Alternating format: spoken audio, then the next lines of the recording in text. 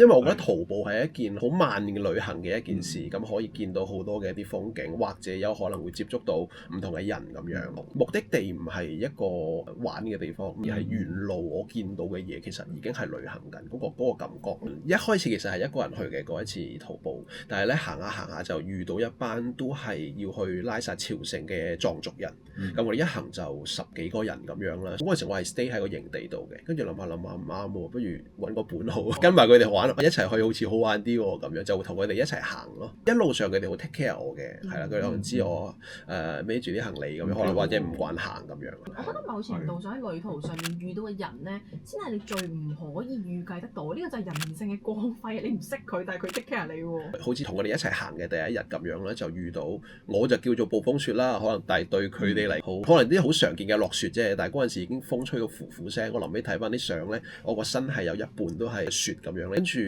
藏族姨姨佢都會 take care 後面望翻我究竟嗰啲